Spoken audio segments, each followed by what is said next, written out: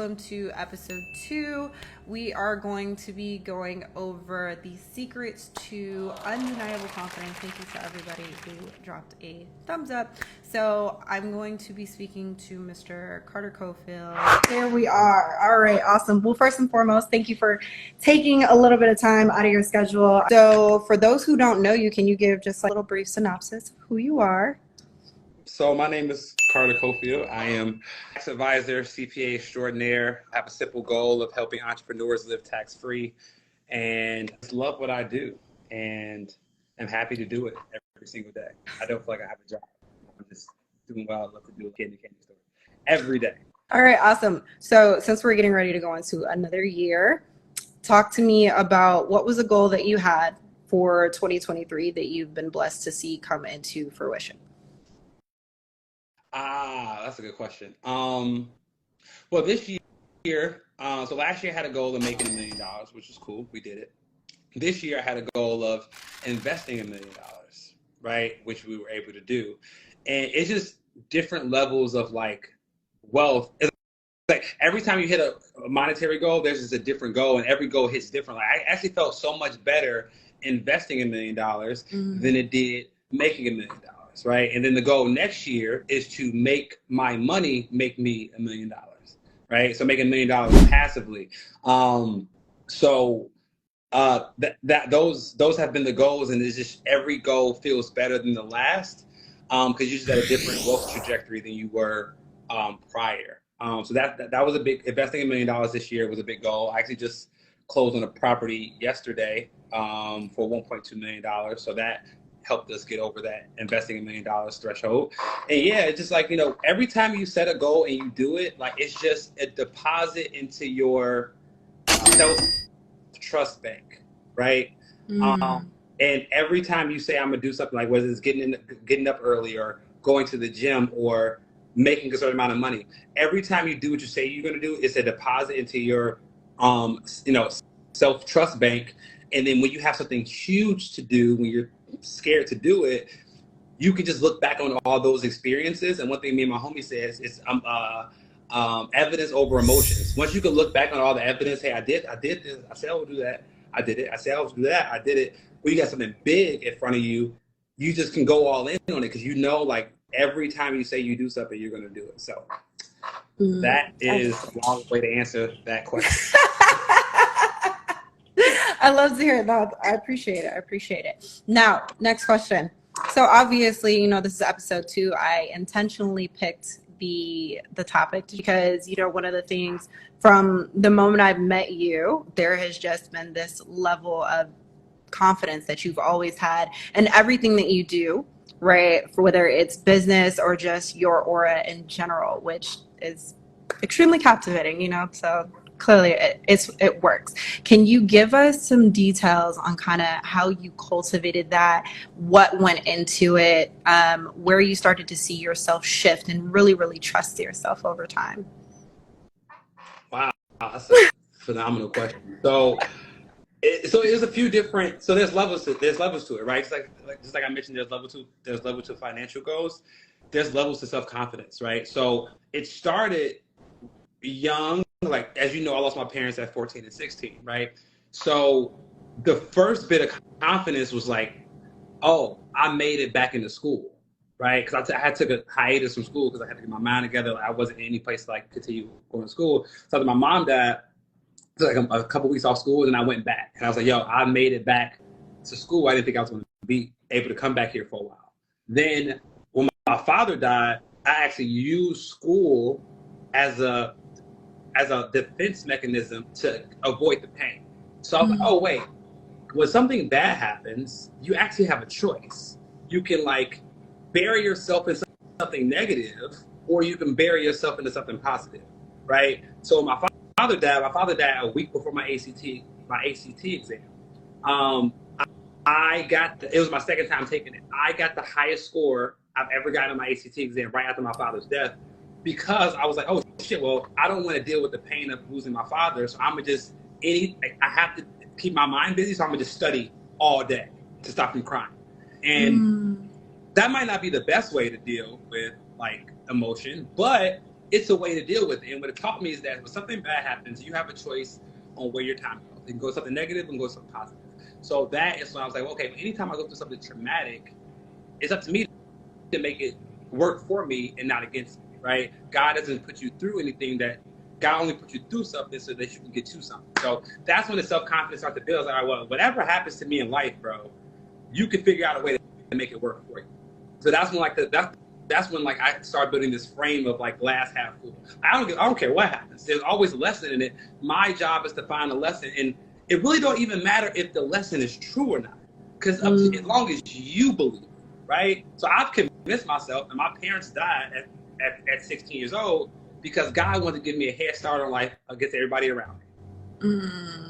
Now, whether that's true or not, don't know. Honestly, don't care, right? But that's what I taught myself. And now I'm like, okay, God gave me a 5-year head start on everybody else. Bet that's when my parents died. That's allowed me to get through and get past it. And it gave me the next step, which is like, all right, I have self-confidence in knowing that I can turn anything negative into a positive, which allows me to have this positive aura, which allows me to be able to not only touch people, but meet them where they are, because I've been through that, and I can help you like know that you can use that, turn that pain into profit, and start making money from it. So, yeah. And here we are. Profit. My profit hat's over there. I might grab that joint. But yeah, so yeah, so that's kind of where it started, and then every time I keep a promise to myself, I just get more confident. So. That's awesome. That's awesome. And now, obviously, we've heard the statement that when your attitude is right, the facts don't matter. Mm-hmm. And you can clearly say that you are in alignment with that. Yeah, because it doesn't matter if the story is true or not. It just matters, do you believe the story, right? That's good.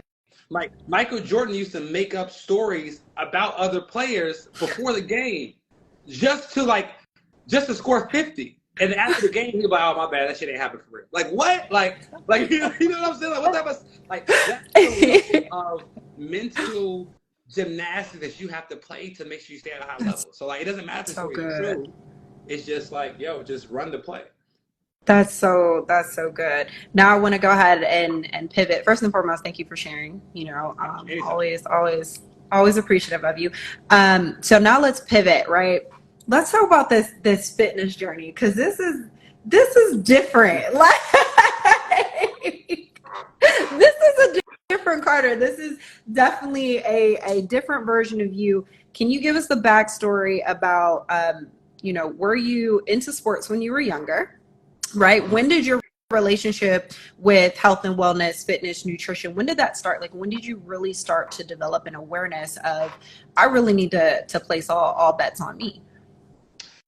Yeah, so it's funny. So I was fat most of my childhood. I'm keeping it buck with you. I was fat. Like when I folded my arms, it's like this. My titties used to sit on my arms. Like that's how fat I was. I'm not kidding. What? So I was a chubby kid, and like what's crazy, I was the only chubby kid in like my friend group. It was one more fat dude, okay? But like my friend group from like the age of 10 to like 16, like it was me, another fat dude, and everybody else was in shape.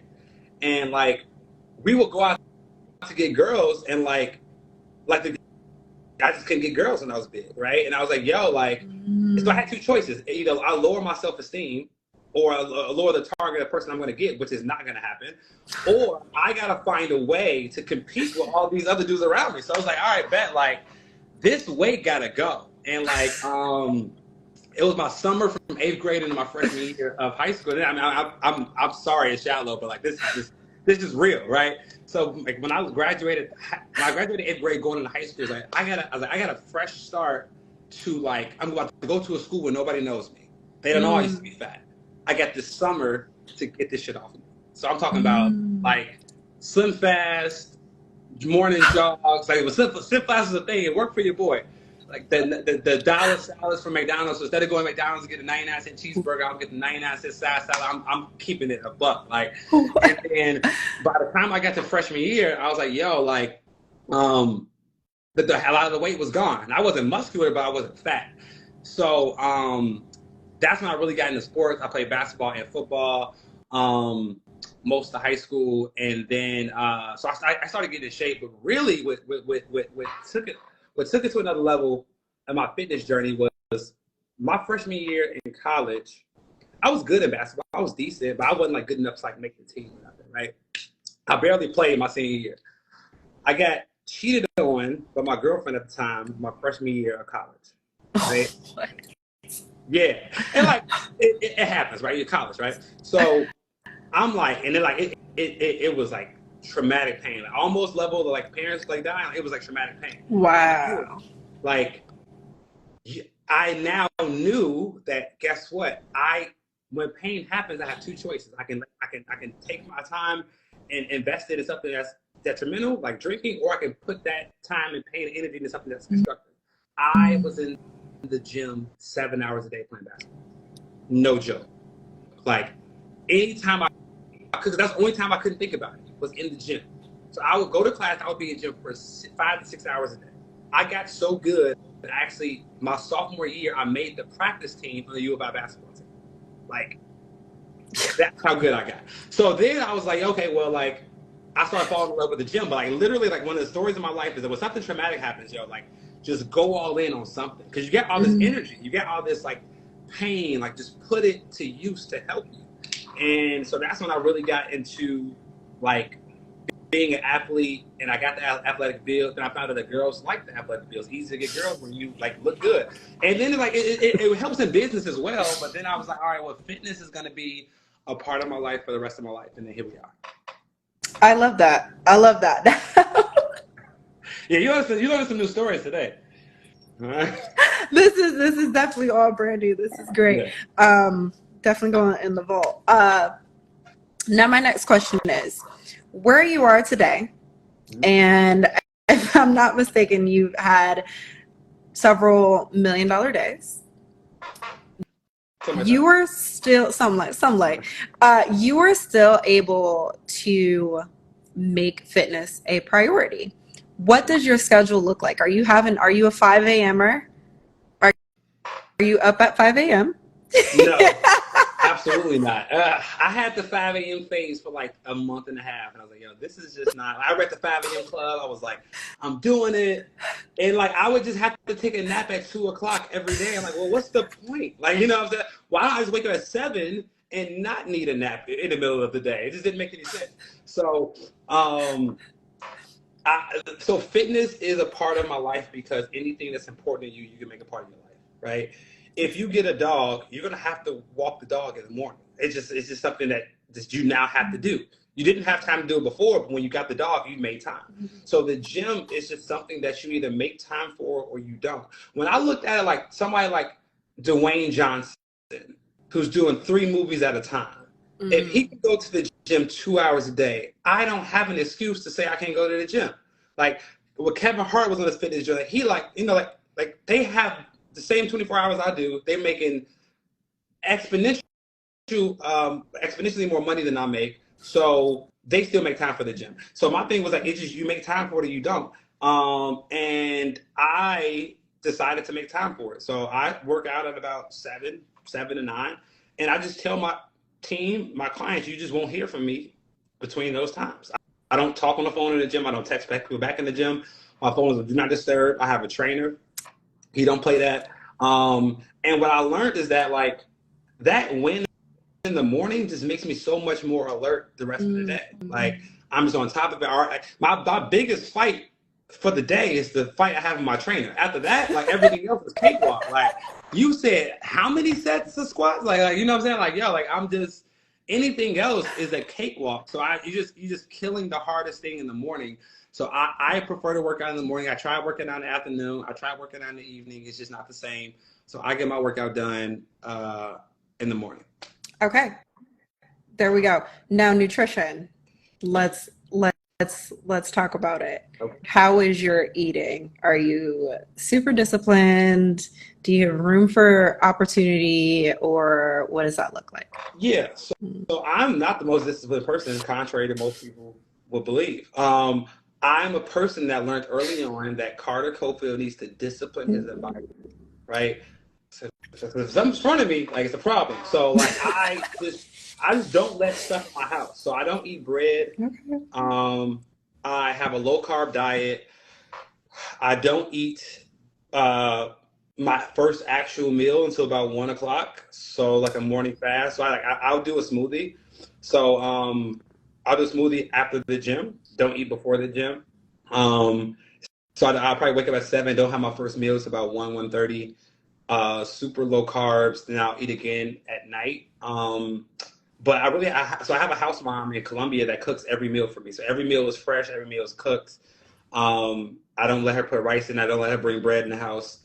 So most of my meals would be like protein, vegetables, maybe a little bit of carb starch like potatoes, or maybe a little bit of rice. But that's usually it. But what I need to get better is just like drinking, because after I drink, then you're hungry again. And so if I could stop doing that, I think that's my biggest room for improvement. Like, if I just stop drinking, bro, like put the bottle down, dog. But yeah, I think that's my biggest room for improvement. I got really decent with the diet. Once I learned that you can't get abs no matter how hard you work if you don't start eating right. And so I feel like abs is what separate the man from the boys. So I was like, I want abs for real. Like you go to a beach, everybody's swole, but the six pack hit different. You know what I'm saying? So that's when I really went heavy on just focusing on the eating. But never been a sweets dude since I stopped being fat. So that's really my diet, and it don't feel Okay. like killing myself either. It's just like I just can't eat certain things. And like once you eliminate bread, it really eliminates 90% of the bullshit. It does. Like you can't eat. Absolutely. You eliminate bread. You can't eat hamburgers, which you know they to be eaten because hamburgers come with fries. You can't eat cheeseburgers. I mean, you can't eat chicken sandwiches anymore, which also come with fries. Guess what? You now have to give up pizza. So that means no cheese, no pepperoni, no pizza. Like all that shit is gone. So like you really have like wraps or like just straight protein and rice and veggies. Really. So like if you eliminate bread, 80% of the battle is gone. Yes, absolutely. It's that and drinking your calories. So sodas and all that good stuff and liquor. But here we are. One So thing at a time. it's One thing one at a thing at a time. time. It's 2024 is coming through. We don't know what's in that year. Yeah. What's waiting for us. Now, let me ask you this. From a business standpoint, how has you being in the gym and eating better helped you?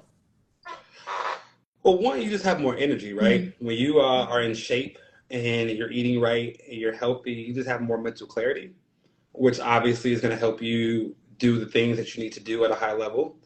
Um, but the real thing is, like, there are, especially being a male in entrepreneurship, there are men that judge you that won't do business with you if you're overweight. No, real talk. Like, if I'm about to do a business deal with you or go into a partnership, if you can't take care of the most important thing in your life, how much do you really care about me? How much do you care about this business deal? How much do you care about this Mm, partnership? Like, if you have no self-control over your temple, how do I know you're going to have self-control over the finances of this deal? Right? So me included, and I know a lot of other high-level entrepreneurs, if you're not in some type of shape, that's a character trait of your current discipline, and they judge you. Like if you look at some high level male entrepreneurs at the highest level, like they're in shape, and because the first thing you have to have discipline over is your body, and then you can have discipline over your finances, discipline over your business, discipline over your schedule. So there are people that won't do business with you that if you're overweight. So for me, it's just like when I walk in certain rooms, if you look good, you feel good, if you feel good, you play good, you pay good. But more than that, when people just have extra respect for you, like that's so good. if you walk in there with the shirt a little bit tight, biceps pumping, this man's about business. You know what I'm saying? This man's about business. And if you doing, and this is real talk, if you're doing business with a female counterpart and you look good, it's just easier for her to say yes to deals. Like, and you vice versa for you. Like, if you just walk in the room and you look good, you feel good, you in shape, people gravitate to attractive people. Fact. You know what I'm It's saying? So scientifically proven. it's scientific. It's not It's shallow at all. scientifically It's proven. scientifically proven, right? So like if you do that, like it just helps in every way possible. So, guys, when we're saying scientifically proven, like I remember I read the book Influence, The Art of Persuasion, Mm-hmm. and there was a study that said they did an interview. They did a poll of a handful of people, and the end result was that people who were deemed attractive were also automatically correlated as being more trustworthy. That's crazy. Yes. So, so when you're saying that people are saying yes to deals, like there is something that is in our subconscious mind that's when somebody is more attractive, they are deemed as more trustworthy. And you can see it when you look throughout the industries, especially when it comes to like pharmaceutical reps. When you look at pharmaceutical reps, they are all extremely attractive individuals, right? Because it's a yes. It's easier to say yes to them, right? Yes, So I was just watching some movie the other day. This is actually crazy. I was watching. I think it was I think it was a movie called Little Fockers, like Meet the Fockers or whatever. Don't worry about it. Just follow me. The doctor had a pharmaceutical rep in his office, and he was like, and the nurse told him, he said, like, get that person out of my office. He said, all right, look, come back in 2 minutes and tell me I have another meeting so I can like dip out. He walked in his office. She was bad, gorgeous. His assistant came in the room and said, you got another meeting. He said, no, don't worry about that. Don't worry about that. Like, like real talk. Like, I just watched this movie last week, and I'm like, yo, like, he not kicking her out of the office, like, because she was bad, and he ended up doing the deal. So it's just like, if you could get, like, if you could, if being in shape for yourself and for your health is not enough, being in shape will literally help you make more money. And if that's not enough for you, I don't know what it is. It's not. 100%. So I posted something, I believe it was a couple weeks ago, and everyone's talking about standing, 10 toes down on business. We standing on business, whatever. And I said something, and I was just like, let's stop focusing on building $1 million brands off of dollar menu bodies.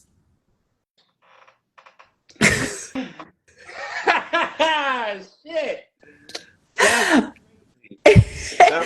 And the emphasis, the point was that you cannot, as you mentioned, and you're hearing it from Carter, you cannot walk into a space and an element and tell someone, I'm going to take your money and I'm going to scale you exponentially, when it's very, very clear to me that you won't do it for yourself. So how can I trust that I can give you this investment and you're going to do the right thing when I can't even trust that you're going to be here because you struggle to get up these stairs? And this is not a means of like fat shaming or anything like that, but this is just the truth of the matter is that you don't have to work on your body in order to make it an attraction, but don't allow your body to be a distraction. I love that. You gonna say it again? Say it one more time so I can steal it. So you don't have to work on your body to be an attraction, but don't allow your body to be a distraction. Yeah, you have to text that to me after this. But yeah, I mean that's so powerful, because like, yeah, like, we're not telling everybody to have a 6-pack No. and have biceps busting out your shirt, or ladies like to have toned back. We just said, like, don't make it something I focus on when I should be focused on what you have to say to me. Yeah. Like, you know what I'm saying? Like, don't make it something I have to focus on if you're just sitting and sweating for no reason, because you're like you don't have to be the number one person to be in the top shape, but don't make it a distraction that's taken away from me listening to what you have to say, or me taking this business deal seriously, or me wanting to hire you. Like it just, like, don't make that a thing, because it's just one more thing that's working against you that you don't need. Absolutely. Now, Carter, let's be honest. When you've been to a number of seminars and a number of conferences, when somebody walks on stage and they're not in shape, what thoughts are going through your mind when it's evident that they do not take care of themselves? I'm trying to think if I can give you the story, because I don't want to put nobody on blast, but no, I'm not. So like, I've seen it happen, and it's for me, it's like, yo, like, I don't care how disciplined that person is about their business, about any other facets of life. I know they're not happy in their current state. Like you can't show me somebody who's severely overweight that doesn't wish they weighed less. They might not wish they were skinny, they might not wish they were muscular, but they can't say they wouldn't wish they weighed less. And like I just always feel like I'm taking what they say with a grain of salt, because like like you can't do this simple thing of getting in the gym every day. Like if you can't do this simple thing, it's like how true, and it's like to back to the trusting. How true is what you're saying to me? How true is that? Like you say, if I want to have a business, I got to make sure I allocate 30% of my budget to marketing. Are you really doing that? Are you doing that every month? Are you consistent? Because I can tell where you're not consistent at. How am I supposed to know that you're consistent in doing the things you're telling me that I should do? So it takes, to your point, it just causes a distraction. So now I'm not taking that person's word for it as seriously as I should. And his words are probably true, but he can't have the impact on me that he should, or she can't have the impact on me that she should, because this person is clearly missing the mark on a visible aspect of their life. That I know if they could snap their fingers and change it, they would, but they didn't. So, yeah. Absolutely. And one of the things that I love is that I believe one of the reasons why we admire and prefer doing business with individuals who clearly take care of themselves is because the body is always a byproduct of the being, right? The body is always a byproduct of the being, of the becoming, of the person who made the decision. As we mentioned, like, you have to make the decision to get up every day and go and say, you know what, I'm going to go through this pain, which is ridiculous, and I'm gonna keep coming back, and then I'm gonna run it back again. And oh, by the way, I'm not even gonna eat the food that's gonna necessarily give me the most satisfaction. I'm gonna eat the food that I know is going to help me in the midst of this, right? Because these are all things that we're looking at and that are running through our minds. And with that being said, and this could get controversial. I don't really know. We've never talked about this before, right? Okay. What are your thoughts on BBLs? This is actually a great topic for me right now, because I live in Colombia, right? Yes, you do. Which is the BBL capital. Yes, it is. So I'll say this, right? Somebody that works out has the characteristics that they need to be successful in other areas of their life. And if they cheat one system, they're more than likely to cheat another system, right? So if you go to the gym every day and you work out every day, I know that you have the traits of discipline, you have the traits of consistency, you have the traits of long-term satisfaction over short-term gains, and you like just probably a little crazier than most, because you come here all the time, right? To hurt yourself to become better. And so you have these traits that I love in a person. You have these traits that I love in a business partner, right? Because you need consistency, you need discipline, you need determination, you need to go through pain to get what you want in the result. You need all these traits in business. So if you have them in the gym, you might have them in business. You also might have them in your personal life. If you go and get liposuction, or if you go and get a BBL instead of squatting, you're cheating the system.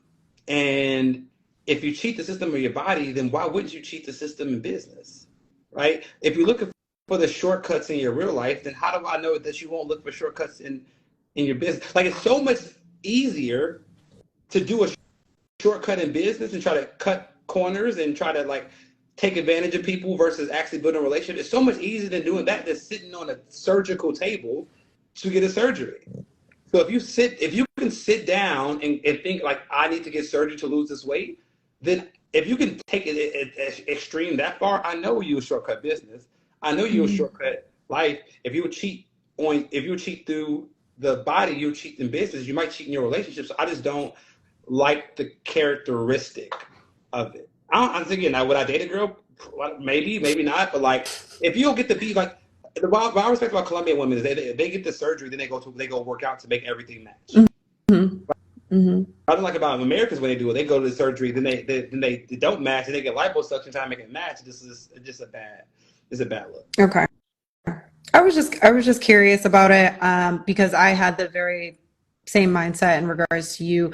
I'm obviously not a fan of it. Obviously, I'm not saying that I don't like anybody who does it. If you've done it, cool beans, you know what I'm saying, to each its own. But I just love, just the mindset and the decision making, because what happens is, as you've said, individuals who go out and they get the surgery, right? And then they still have the same characteristics and the same mindset that they had before they ever got their body done. And then what happens is that your done body is now undone because you didn't do anything with it, right? So at the very, very minimum, if you are going to do it and spend the money on it, like, take it to the next level and still maintain it. You still have to maintain it. But yeah. Yeah, if you don't, it'll just become a surgery after a surgery after a surgery again. And what's messed up about it is, like, you can always tell from a liposuction standpoint You can always tell. when like a girl got liposuction and her mind hasn't caught up to the new body and she's still insecure, and then she's kind of like, why is this girl looks like this, so insecure? They like, and then she ends up eating herself because her insecurity is still there, and it's just like hitting a lottery. If you hit the lottery and become a millionaire before you actually become a millionaire, you're gonna lose all the money because your mind hasn't caught up with the new level of income that you now have. So same thing with the liposuction and BBL. If you get the surgery overnight, your mind is still the fat person that you were last week. So it's going to take a long time for your mind to catch up with the body, and you're going to have all these insecurities for no reason. And it's going to show in a relationship, because the guy that looks at you should be like, she's going to be confident. When you're not, it's like, why is it not matching? You know what I'm saying? So That's so good. That's so good. Now we're getting ready to go into 2024. yeah. What advice would you give for individuals who are brand new to the fitness journey? They're considering, they want to make a change, but they don't really know how. They're concerned about working with a trainer. Can you speak on, your stance of how has it been for you working with a trainer? I mean, it's been life-changing. So like the thing I had to do this past year, and why I'm probably right now in the best shape of my life, and I've been in the last 10 years, is I had to drop the ego, right? I know how to work out. I know how to get to the gym and squat, do bench press, pull, like I know how to do everything. But if I benefit from having a coach in my business, if I benefit from having a coach when it comes to speaking, if I benefit from having a coach when it comes to my finances, then why wouldn't I have a coach for my fitness, right? I believe you should have a coach in every important aspect of your life, because they could take you to a new level. Like Michael Jordan still need to Phil Jackson. Kobe still need to Phil Jackson, right? If all these high-level athletes needed a coach, who the hell am I to think that I can't benefit from having a coach? So I think if your body is important to you, like you say it is, then you need to have a coach in that area to see things that you cannot see, and make you do things you ordinarily wouldn't do. Like I deadlifting, I hate it with a fucking passion. My trainer knows it, so he'll say we got 10 sets of 10 on deadlift. I'm like bro, like seriously, like, because I would never do it if he wasn't there. Like, you know what I'm saying? But now my legs are bigger than they ever been before, so it's like, I think it's like, especially if you new, because if you're new to the gym, you're not gonna know how to work out, and then you're gonna be self-conscious about using the machine wrong. So you're not gonna do it, and then you're gonna just be in the gym for 30 minutes and walk out. So like, just get a trainer, man. Like stop playing yourself. Real talk. 10 sets of 10 on the deadlift is crazy. I think do it all. I'm talking 2 plates, 10 sets of 10, slow on the way down. I'm talking about I'm heated. Like, you know what I'm saying? Heated. But hey, the results are undeniable. So the results are resulting. Oh man, Carter, I genuinely appreciate you. For those who don't know, I give Carter credit for really just expanding my mind, bringing me to this space of just, I was doing personal training before I, walked into the realm of mentorship, and then I ended up meeting Carter. And it's kind of like, when you're going through life, you're only exposed to, you only know what you've been exposed to, right? It's almost like if you're having common conversations, if your entire circle is only talking about hitting 6 figures a year, then that's all you're ever going to think about. Those are you're only going to ask yourself the question of like, how do I get to 6 figures a year? Until you set the intention to walk into a space and they're like, why can't you do 6 figures in a day? And I don't know if you remember, but our first conversation, you asked me what my goals were. And I was just like, oh, I think, in like a couple years, I want to buy a house. And you were like, why a couple? And I was just like, oh, well, I gotta pay some stuff off. And you were like, why can't you make enough money between now and the end of the year to do all of that?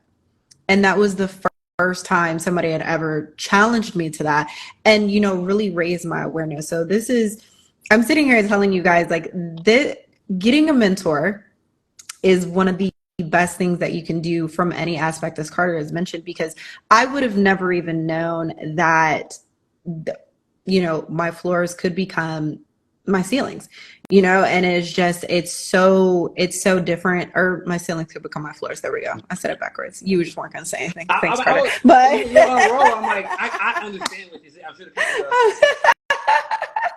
but just exposing yourself to a different environment, and as you mentioned before, just being able to change what you're around, who you're around, the conversations you're having, and really, really taking things to the next level. So I just want to say thank you, per usual, as always. Thank you for taking the time to meet me on here, and let the people know how they can find you, what you're working on. Somebody said they wanted a shirt, like talk to the people. Well, obviously they're on Instagram, so they already know where to find me here. YouTube at Melanin Money.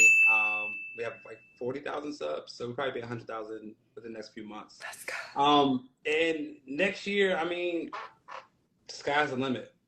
Sky's like 2024 is a year more everything, right? So I just am. You're gonna see me come out the gate sweating. You thought you saw me work hard before, like this. You ain't seen nothing. Wait until it's over with. Yeah. Well, I'm excited. I am super, super excited. Thank you so much again for, just taking the time to come on here. And it's always great seeing you. And thank you to everybody who tapped in, and Happy New Year. Happy New Year.